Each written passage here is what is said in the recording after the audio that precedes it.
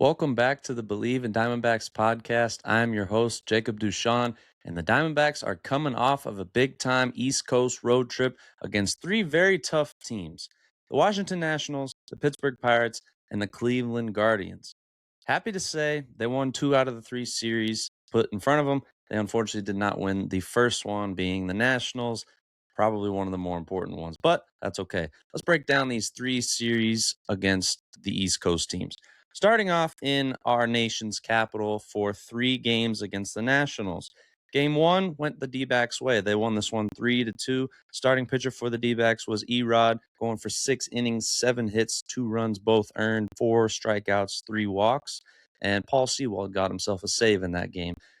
Diamondbacks offense out hit the Nationals 8-7. It was a pretty good all-around win, winning that one 3-2. Unfortunately, the next two games did not go their way.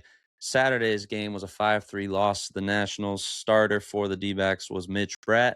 5 innings, 7 hits, 5 runs, 3 strikeouts, and 5 walks. Not a good day for Mitch, and the Diamondbacks offense was fairly quiet, going for 6 hits and 3 runs. So game two would go to the Nationals, and to win the series for either team did not go for the Diamondbacks' way. It was a 10-7 loss. The starting pitcher in this one was Cole Drake for the Diamondbacks, going for 4 innings, 5 hits, 4 runs, 1 strikeout, and 2 walks. He did let up 2 home runs. That was also not a great game for the offense, leaving how many guys? 10 guys on base in that game. They scored 7, but unfortunately for them, the Nationals decided to pick that day to score 10 off of 15 hits. Series losing and season series losing loss as well. So, lost the season series to the Nationals. That is a team that is right in the thick of things when it comes to the wild card race. So definitely would prefer to have won that series, tying the season series, but it happens. Then they moved on to Pittsburgh. This was a series that they could have swept. Game one went to extra innings. This was a game that the Diamondbacks led 2-0 in the top of the sixth. Then the Pirates would go on to tie. Then the Pirates would go on to take the lead and win the game in walk-off fashion in extra innings. I think I've said this before on this podcast. I don't like extra innings. They just really bother me because the Diamondbacks always find a way to upset me and lose the game. But hindsight is 2020 on that one. Starting pitcher in this game was Merrill Kelly. Not the worst outing for Merrill, going for 5 2/3 of an inning, 4 hits, 1 run, not earned, 6 strikeouts, and a walk. Definitely not the worst, but at the end of the day, 8 hits and leaving 10 guys on base. It's very unfortunate, and an extra innings loss to start that series. Game two, they would pick up the win, and it was not in the fashion you would think. This was a game that the Diamondbacks led 6-0 as late as the sixth inning. The Pirates would come back to tie it in the ninth due to, I believe, back-to-back home runs at that point would tie it. Then they would go into extras. The Diamondbacks would strike in the 10th, making it a one-run game. Then the Pirates would tie it again. And then in the 12th inning, the Diamondbacks would score the game-winning run, and the Pirates were not able to answer that. The Diamondbacks out-hit the Pirates 16-14, 30 total hits in this game, 3 errors for the Pirates, 1 for the Diamondbacks. Pretty good overall game. Brandon Pfaadt was lights out. Brandon Pfaadt going for 7 innings, 6 hits, no runs allowed, 4 strikeouts, and a walk. But unfortunately, the bullpen did not do too good. Paul Sewald and Kevin Ginkel both got roughed up, especially Paul Sewald. Corbin Carroll going for 2 for 5, though. This is a crazy thing. Geraldo Perdomo went 1 for 7. That is a lot of at-bats. Nolan Arenado, pretty good game, 3 for 5 with an RBI, and everybody else did so-so. James McCann, though, 4 for 6. Pretty good game for him. But the Diamondbacks win this one 8-7 in extra innings. And then in game 3 for the series, and I believe to tie the season series with the Pirates, the Diamondbacks got it done. They would shut out Pittsburgh 3-0 in an early morning game. A win for breakfast. I always love those games. They would win this one 3-0, out hitting the Pirates 6-5. Starting pitcher for this one was Eduardo Rodriguez, and he was pretty dang near perfect. 8 innings, 5 hits, no runs allowed, 2 strikeouts, 1 walk, and no runs allowed. The best part of that. Pretty good game for him. Brandon Garcia going for his second save of the season in that one. Did not let up a hit and got 2 strikeouts. They out hit the Pirates 6-5, and they took the lead in the fourth, and then they would extend their lead in the sixth. Shout out to Gabby Moreno on hitting a 2-run home run in this one. And that was all they needed. 2-run home run put them up for good, and they win the series, tying the season series with the Pirates, another team in the thick of things in the NL side of the wild card race. Then they go to Cleveland. Cleveland has been a tough team for years. Cleveland is always a team that's right there in the AL. They make a run to the playoffs oftentimes. So this is a tough team. Cleveland's a tough place to play. They come into Cleveland and they get the win. They get the series win. Let's talk about how they did that. In game one, pretty solid win. This was a tough win. This was a game that the Guardians scored a run in the first inning. They hit them right in the face. And then you're thinking to yourself, all right, all you got to do is score a run to tie. 2 runs to take the lead and, so on and so forth, extend the lead. The Diamondbacks were not able to score until the 8th inning. That pitching staff for Cleveland is really good. They have shown that they are very talented, and the Diamondbacks didn't even have to face off with all-star Cade Smith in this game. They would out-hit the Cleveland Guardians 6-3 and score a 4 spot in the 8th inning, taking the lead for good and getting the win. Starting pitcher in this one was Mitch Bratt, much better than his previous outing, going for 5 innings, 3 hits, 1 run, 2 strikeouts, 4 walks. Not the greatest, but not the worst. Brandon Garcia went for his 3rd save in that one, and Jonathan Loaisiga would get his 3rd win of the season out of the pen. The Diamondbacks offense, not too bad. Like I said, they out-hit the Guardians 6-3, no errors, and they got the win. So that's all I can ask for. A comeback win is a great win.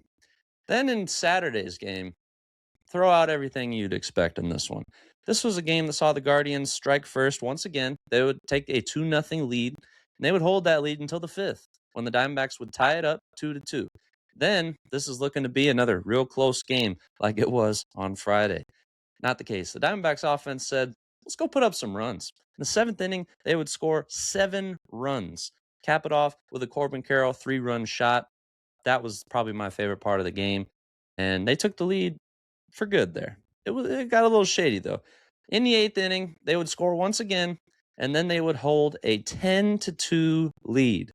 And then you're thinking to yourself, all right, let's get out of Cleveland with a series win, maybe even go for the sweep tomorrow. Throw a bullpen arm in there, and let's get this win.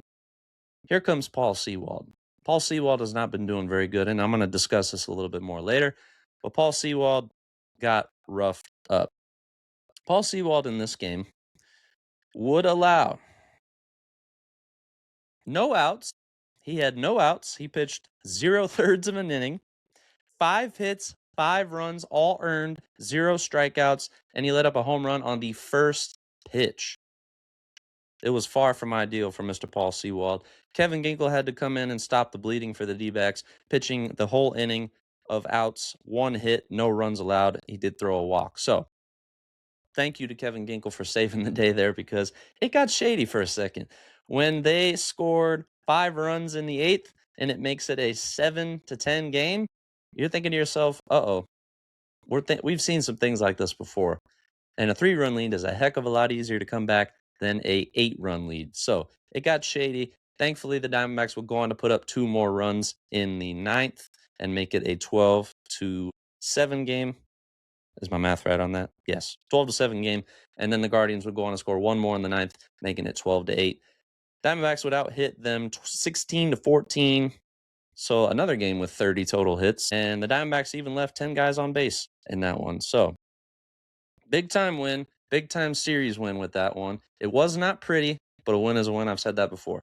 Then in game 3, real weird thing. If you watch this game, you know what I'm talking about.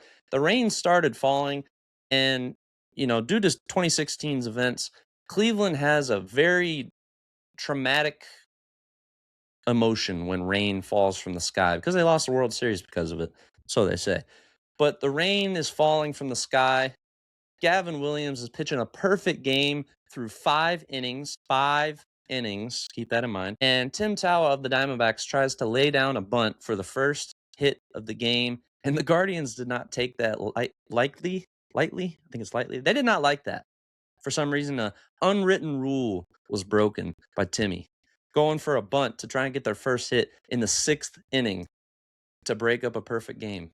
I don't think he's trying to break up a perfect game. I think he's trying to get a hit and maybe get his team a win to keep them in the thick of things for the wild card race, where they still hold a wild card spot at that time. So I don't know. If you're offended by that, I'm sorry. You need to get some thicker skin because he's trying to get a hit for his team that is losing in the middle of their wild card race, and they're trying to get a sweep in Cleveland. And I don't even remember the last time they've done that. So, yeah, if they got offended by that, so be it. I don't see why. If that were my team, I wouldn't care. I really wouldn't. But anyways, so the Diamondbacks would lose this one 5-0. It was a very good game from Gavin Williams of the Guardians. Like I said, going for 5 2/3 of an inning, one hit to Tim Tawa, no runs, 10 strikeouts, and one walk. Pretty good game for Gavin. I'll give him a tip of the cap here.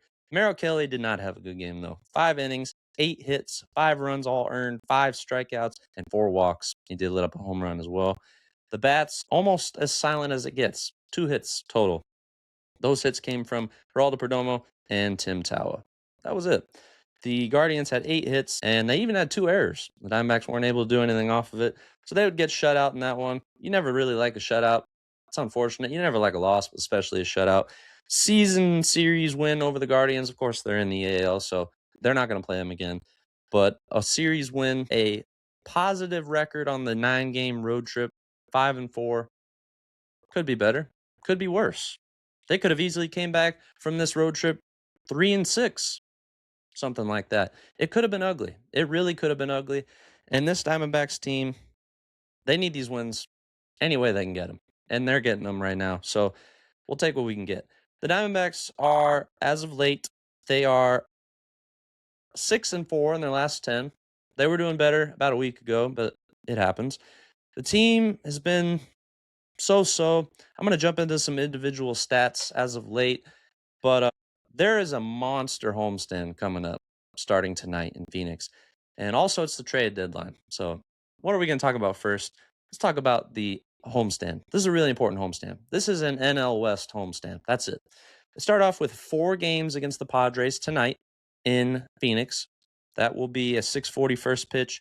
Michael King for the Padres, Brandon Pfaadt for the Diamondbacks. Both have been doing pretty good as of late. This is a huge homestand. I don't think a lot of people are going to understand the severity of this homestand. We're going to take a look at these standings, okay? The Diamondbacks are 10 games back from the Dodgers. They were, I think, 15 back a few weeks ago. And all the Dodgers fans were saying, oh, cool, you swept the Dodgers. Too bad you have 0 chance of winning the division. Those same Dodgers fans that have been Dodgers fans for 2 years, they don't understand that in baseball, you can lose a division lead like that. It can disappear quicker than you saw the division lead appear. It happens. It does. I'm not saying the Diamondbacks are going to come back and win the division, especially post-trade deadline, where the Dodgers got Bubich from the Royals, I think that's how you pronounce it, and Tarek Skubal, the defending 2-time Cy Young Award winner, as a lot of people expected to happen. I'm not really surprised. But 10 games back. Shout out to the Boston Red Sox. I got a lot of family that loves the Red Sox, so I'm very happy that they were able to go into LA and sweep them in a 3-game series to now put the Diamondbacks 10 games back. The Diamondbacks are 59-53. The Dodgers are 69-43. It's 10 games straight up. They play the Dodgers this weekend, I should say. They play the Padres this week, starting tonight. They play the Rockies next week. That's a team they should beat. I believe they already had the season series win over the Rockies, but wouldn't it be really awesome to keep that going, similar to how they did against the Giants? When they played the Rockies and the Giants, 2 months ago, they were beating them up pretty good. That needs to happen. Now, I know this is going to be tough. This is definitely going to be tough. And there's a very decent chance that we see Tarek Skubal in Phoenix once again, and not for the Tigers later on this week.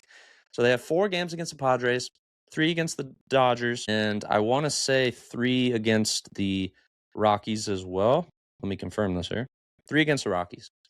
Then it gets really hard. Then they go to Atlanta for 3. They go to Boston for 3. That's 2 hot teams right now. Those are 2 60-plus wins teams. Then they come home for the Reds, the Cubs. Then they go back to San Francisco. Then they come back home for the Phillies. That August schedule is brutal. They started off 1-1 in Cleveland. They won the first game of the month, lost the second game of the month.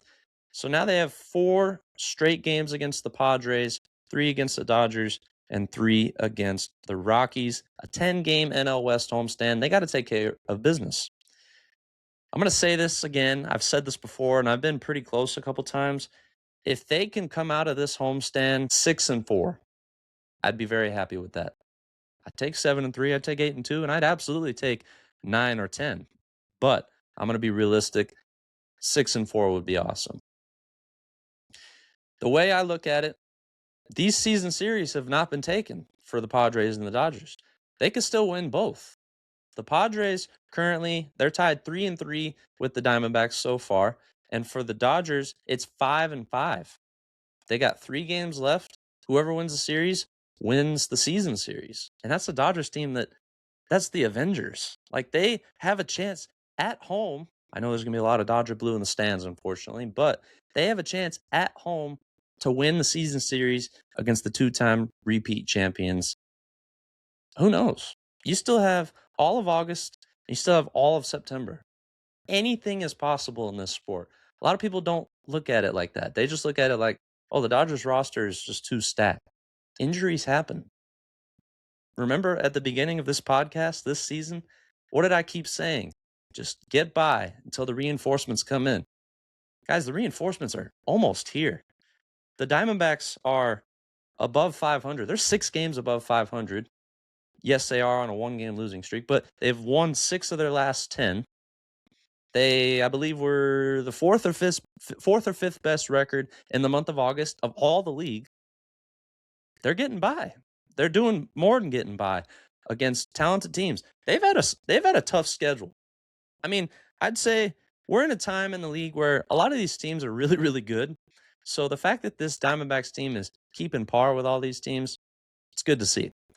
So, big-time homestand starting up tonight. But as I mentioned earlier, individual stats and the trade deadline.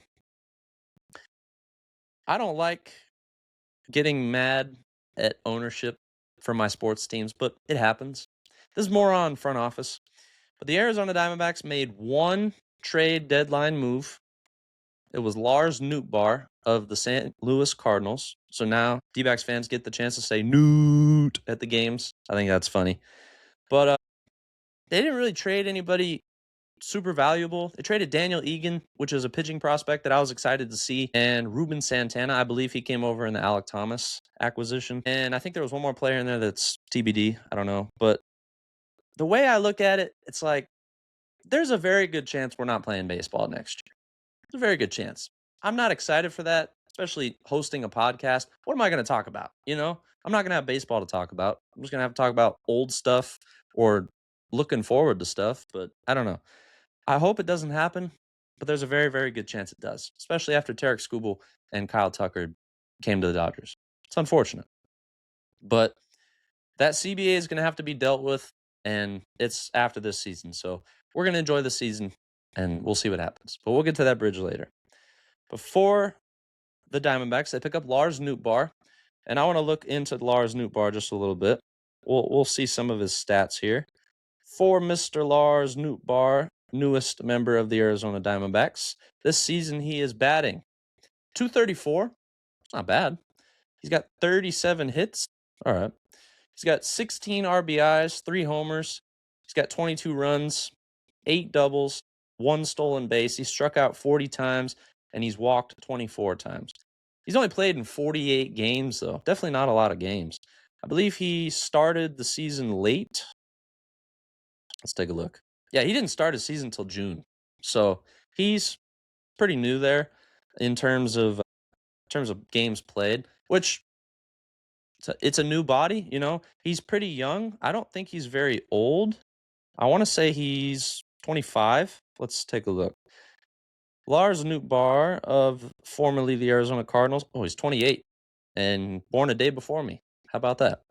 So he's 28, a few years older than me, of course, but he's 28 and he's a September guy. Shout out to Lars Nootbaar. But newest member of the Arizona Diamondbacks. He's an outfielder. The outfield has not been the greatest this year. You know, they've kind of been platooning Jorge Barrosa, Ryan Waldschmidt, Tommy Troy. Lourdes Gurriel Jr. spent a lot of time injured. Corbin Carroll, I don't know how he keeps doing it. He gets hurt, sits out for like a game. Dude can have a broken arm and he's out there next week. I don't understand how Corbin Carroll is like that, but I appreciate it, of course. So, yeah, the outfield definitely hasn't been the greatest, but we'll see what happens with Lars Nootbaar. He gets on base a lot, I've been told, and he's very patient in his at-bats. So we'll see what happens with that. But I want to jump into some individual stats here. We're just about 20 minutes in. So if you're still here, drop a like, drop a comment, tell me what you like about the Diamondbacks lately, and I'd really appreciate it. But let's talk some individual stats of the Diamondbacks. I want to see how these guys have been doing as of late. We'll start off with the lead guy, Mr. Corbin Carroll, who, speaking of Corbin Carroll, I want to share a stat here before I forget about it. Here is a list of MLB players through their first 600 career games with 90 homers and 50 triples. I want to see if you guys have heard of any of these guys. Lou Gehrig, I'm the luckiest man in the world. That guy, Lou Gehrig, Joe DiMaggio, Curtis Granderson, and Corbin Carroll. Corbin Carroll did that in his 595th game. He's got the second most triples out of all of those guys. Lou Gehrig had 61. He's got the third most homers. He's got 98. Joe DiMaggio has had 147. That is a lot. And Lou Gehrig had 108. Also, different era back then. But Corbin Carroll in the modern era, 98 homers and 55 triples through 595 games. That's unreal, man. That is unreal. Corbin Carroll, we are witnessing history with this young guy. And I believe he's only 24 years old. So, 25. He's 25 years old. Very young guy. You love to see it for Corbin. But over the last, let's do 10 games. 10 games shows more recency. Over the last 10 games for Corbin, he's batting .225. Not the best, not the worst. He's got 5 RBIs. He's scored 9 times, 11 strikeouts to 7 walks. Got a home run, 4 stolen bases, and he's been left on base 16 times. Not the worst. For Ketel Marte, over the last 10 games, he definitely has not been doing great lately. He's batting .205, definitely not ideal. 3 RBIs, 4 runs scored, 10 strikeouts to 1 walk. He seems to not be as patient at the plate, so I really hope he can work on that in this last couple months of the season, and hopefully more. A home run, he's got an error, and he's been left on base 18 times. So Ketel could definitely do better. Geraldo Perdomo, it's kind of hard to replicate last year's season. He was, 4th in NL MVP voting, and now, they expect him to jump right back to that. It's not likely. It's not realistic, but he's not doing terrible. Over his last 10 games, batting .256. He's got 5 RBIs, 6 runs, 6 strikeouts to 9 walks. More patient at the plate there. 2 homers, a stolen base, been left on base 18 times. Definitely not bad there for Mr. Jerry. For Nolan Arenado, Unk still got it if you know you know. He's got a .219 batting average, 5 RBIs, 2 runs to 6 strikeouts, 5 walks, so just a hair over for the strikeouts. He has a homer. He's been left on base 14 times, and I think I mentioned this on my last podcast episode. He does have 2,000 career hits, so congratulations to him on that. Ildemaro Vargas, over his last 10, has been .357. He's been picking it up. Ildemaro Vargas definitely picked it up. It's very hard to top, 27-game hitting streak at the beginning of the year, continuing from last season. So it was 24-game hitting streak. It's tough to top that, of course, but not bad. Got 2 RBIs, 2 runs, 4 strikeouts, 2 walks, 9 times left on base, but .357. He's picking it up. Picking it up for sure. Over his last 20, he's going .345. So Ildemaro Vargas has been figuring things out over the last month. Gabby Moreno, I think one of the hottest players in the league currently. Over his last 10, he's been batting .268. A couple of offers in a row, unfortunately. I believe that means his on-base streak ended. I think it got up to 47 starts in a row, which is unreal. But over his last 10, .268, 13 RBIs, 5 runs, 6 strikeouts to 3 walks, a home run, 24 times left on base. So pretty good for Gabby.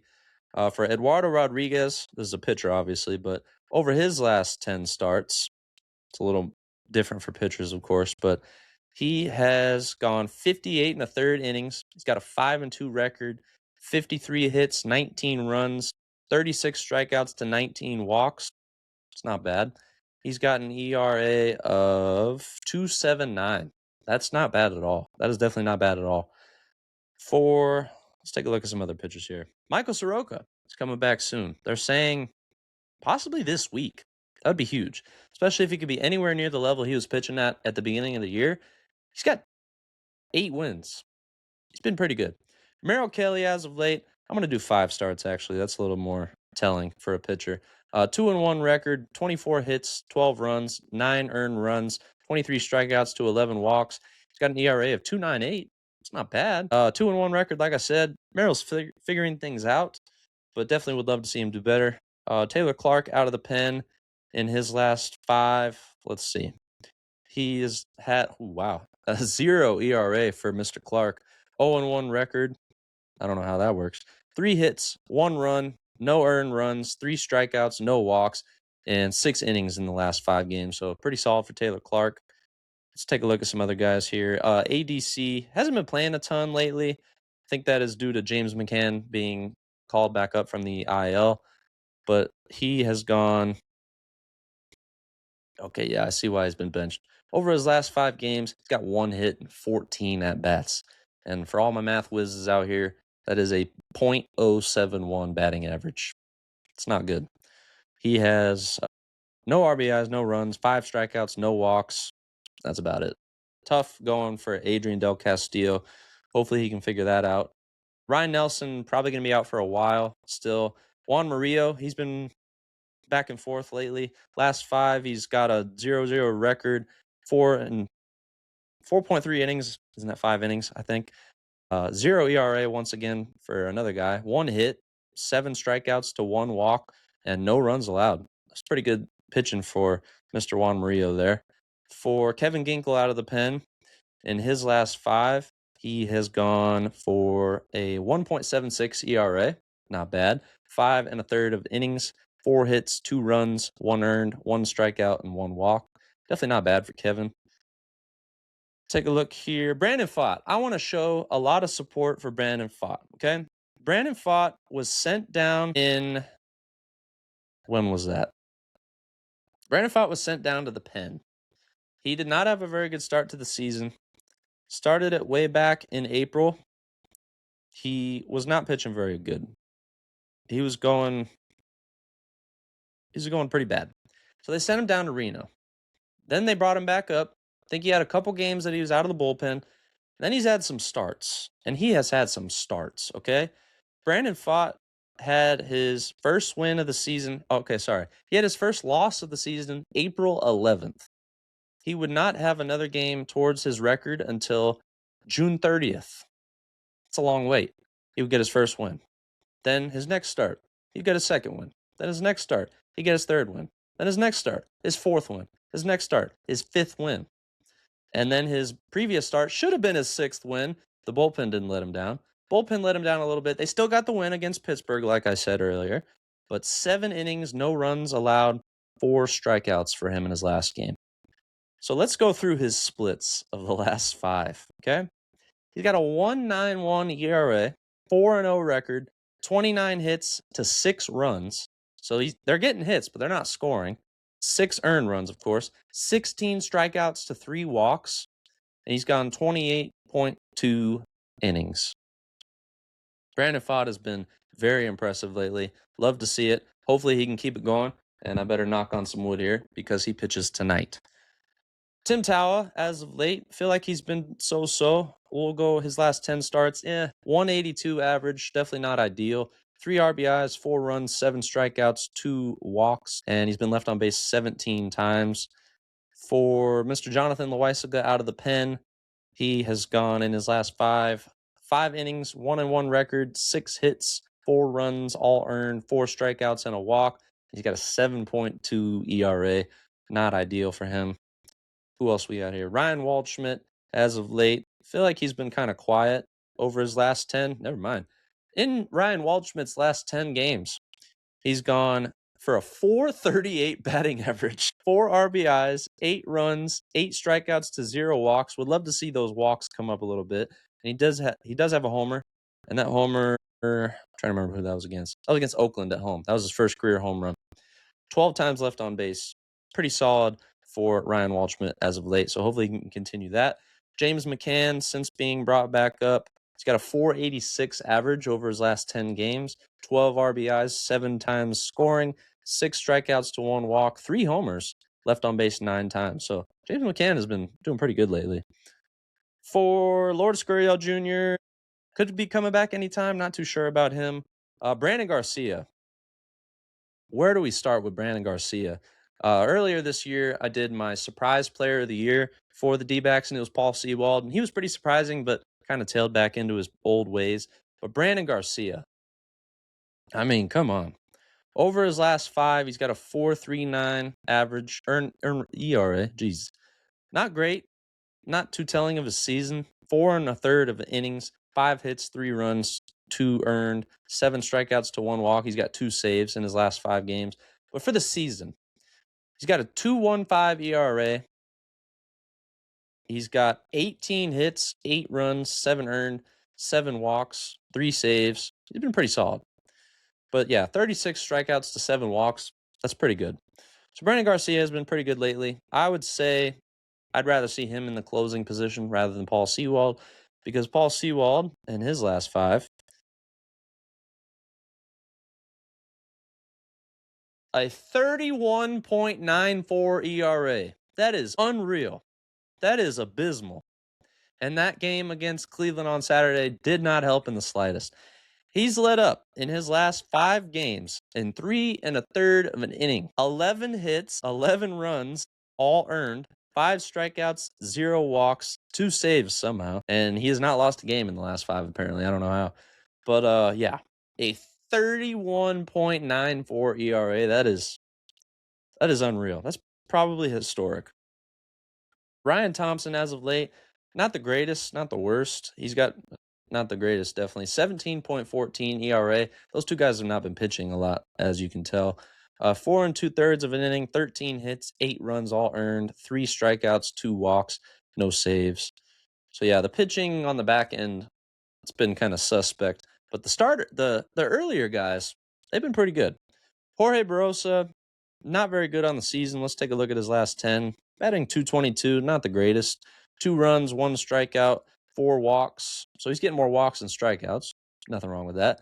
He's been left on base 5 times, and I feel like we're missing a few guys here. Max Kepler, over his last 10, batting .212, 3 RBIs, 3 runs, 6 strikeouts to 4 walks, and left on base 22 times. And Tyler Locklear, he's been pretty solid, I feel like, since he's come back. Batting .240, 6 RBIs, 6 runs, 4 strikeouts to 4 walks, a home run, stolen base, and left on base 19 times. And I feel like I'm missing somebody here. Let's see. Oh, yeah, I want to shout out another guy here, Gerardo Carrillo. They called him up for Reno. The last time he had pitched in a regular season game before this season was 2023 for the Nationals. In his recent outings, that would be that game against Pittsburgh, game 2, the extra innings one where it went to 12. He would go for 2 innings, no runs allowed, 3 strikeouts. He would go for the same exact stat line in the second game he pitched in recently, which was against Cleveland. 2 innings, no runs, 3 strikeouts. He's got 2 wins on the season. What a guy. And if you saw the game against Pittsburgh, when he got that last out, he was pumped up. And I love to see that kind of stuff. The rest of the guys here, nothing too inspirational. For all the guys that are hurt, let's take a look here. Corbin Burns, depending on how the team does, could be coming back in September. Definitely don't expect his old form, but would love to be surprised and proven wrong on that. Justin Martinez could be any day. Well, that's a lie. Could be probably the end of the month. AJ Puck, same with him. And I think that is all for the injured front.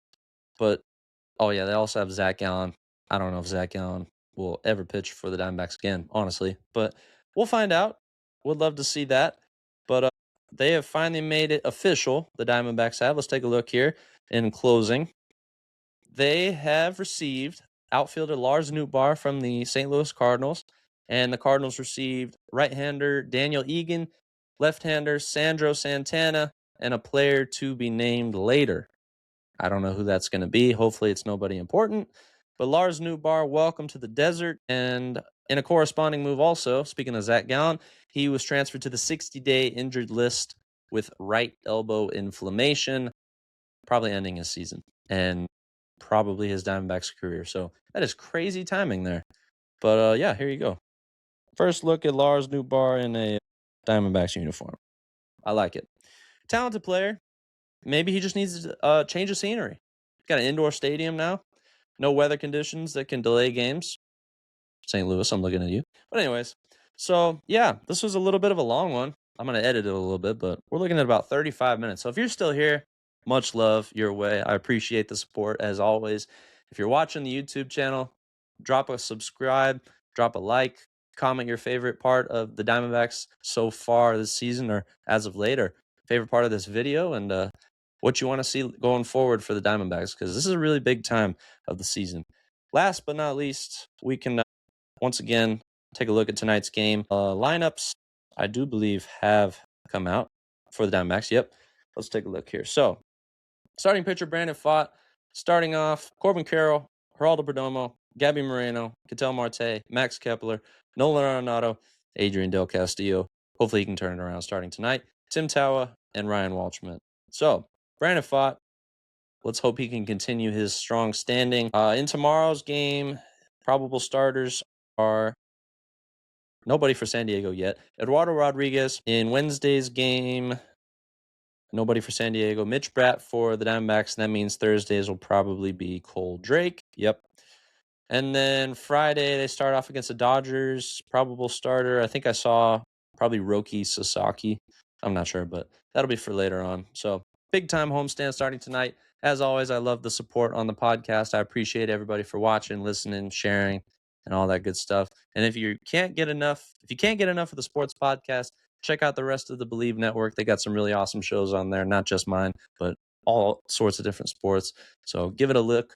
And as always, drop a rating for the podcast, like it, share. What else can you do? Comment, whatever you want to do. Tell everyone you know.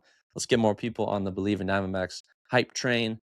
Playoffs are possible, so let's hope that can happen and I can have more podcast episodes about playoff baseball. But until then, big series and big homestand starting tonight. Let's hope they do well, and we will discuss that in the next episode. As always, I'm your host, Jacob Duchan. I appreciate you all for joining me on this episode. Hope you have a great week, and thanks for joining me on the Believe in Diamondbacks podcast. Take care.